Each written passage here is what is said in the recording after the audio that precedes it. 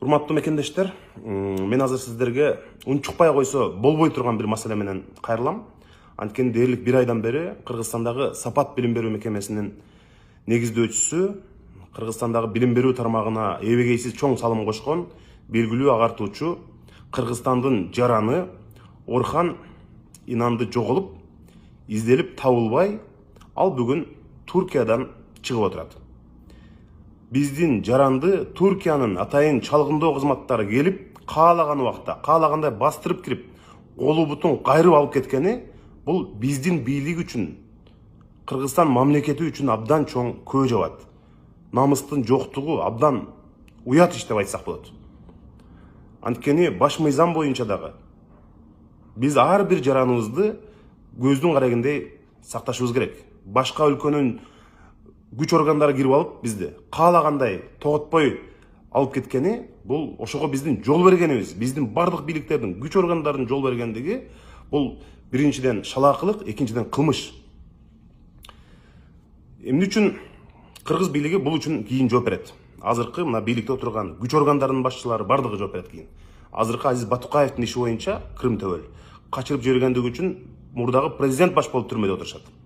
Кийин бул дал ошол окуяны кайталайт. Анткени биринчиден калп айткандыгы үчүн жооп бериш керек биздин бийликтер. Анткени биз издеп атабыз, карап атабыз, чыгып калат деп расмий берип атышты. Бул үчүн, бул жалган айткан үчүн элге кийин сөзсүз жооп бериш керек. Анткени Туркиянын чалгындоо кызматтары келип биздин жаранды кол бутун кайрып алып кетип атса, биздин органдар, биздин бийлик билбей калышы бул мүмкүн эмес. Бирок ошолор элибизди алдап, жалган айтып, мына жакында табылат деп атканы бул чоң мындай калп айтуу деп билебиз. Жоопкерчиликсиздик. Экинчиден, биздин элибиз, мамлекетибиз басмырланды. Башка өлкөнүн күч органдары кирип биздин жаранды алып кеткени бул абдан чоң катачылык. Биздин эл караган жүзүбүздү жер каратканга азыркы бийлик түздөн түз күнөөлүү. Буга чейин Атамбаев дагы, керек болсо Жээнбеков дагы ошол Орхан Инандыны өткөрүп берүү талабын четке кагып келишкен. Анткени бул мамлекеттин, суверендүү, эгемендүү мамлекеттин бул көз карашы ошондой болуш керек. Ар бир жаранды. Мына белгилүү тарыхчы Тынчтыкбек Чоротегин азыр Фейсбуктан окуп калдым. Кыргыз жигити Талант Дүйшөбаев деген белгилүү гандболчу Испаниянын жарандыгын алган. Ал ошол бир жаман иш болуп Германияда кармалганда Испаниянын королу өзү Германияга кайрылып атып, биздин жаран деп Талант Дүйшөбаевди Испанияга өткөрүп алган. Эми андай испандар деле эмне кыргыз жараны үчүн биздин падыша болушат деп алар дагы ушундай бир ызычуу түшүш керек беле? Жок, анткени ал Испаниянын жараны. Ал корголушу бул турган иш. Аны бардыгы мамлекет падышасы, президенти кимиси болбосун аны коргош керек. Биз дагы ушул кадамга тилекке каршы бара албадык. Ошондуктан эгерде Орхан Инандынын кандайдыр бир террордук уюмга же бир туура эмес ишке күнөөсү болсо, аны биздин өлкөдө өзүбүздүн күч органдары, өзүбүздүн сотубуз жоопко тартыш керек. Бирок чындыгын айтканда бүгүн абдан уят иш болду. Кыргызстанда өзүбүздүн жарандарды, эми макул, кымбатчылык, экономиканы, күч органдарын, сотторду, бүт жанагы адилетсиз иштеп аткандардын баарына реформа жүргүзбөгүлө. Макул, ал колдон келбесин.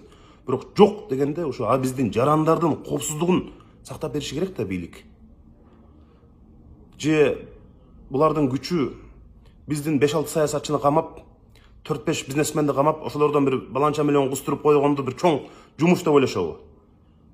Демек, улам саясатчыларды суракка чакырып, сын айтып койгондордун бардыгын аларды камайбыз деп коркутуп, мындайча айтканда үйдө батыр, жоодо жок деп коет. Өзүңүзгө эле кыйын экенсиңер да. Кошуна өлкөлөр бастырып кирип, 40ка жакын жаранды өлтүрүп кетип атса, аларга кайра колду көкүрөккө алып барып атсак, башка өлкөнүн президенти бүгүн чыгып алып, мына Кыргызстандан биздин жаранды кармап келгенин бүтүндөй дүйнөгө мактанып атса, ошого дагы унчукпай отурсак, бул мындай мынчалык бир мажүрө, мынчалык сабатсыз, коркок болбошубуз керек биз. Ошондуктан урматтуу туугандар, элибиз баарын көрүп турат, бийликтер Орхан Инандыны кайра Кыргызстанга кайтаруунун аракеттерин көрүш керек. Тышкы иштер министрлиги күч органдары болгонун болгондой элге айтып, Түркиядан кайра аны алып келүү аракетин сөзсүз түрдө көрүшүңөр керек. Болбосо кийин азыркы ошол Азиз Батукаевдин иши сыяктуу бул маселе боюнча жооп бере турган күн алыс эмес. Ар бир жараныбызды биз көздүн карагындай сактап, алардын коопсуздугун камсыздап беришибиз керек. Бул бийликтин түздөн түз милдети. Рахмат.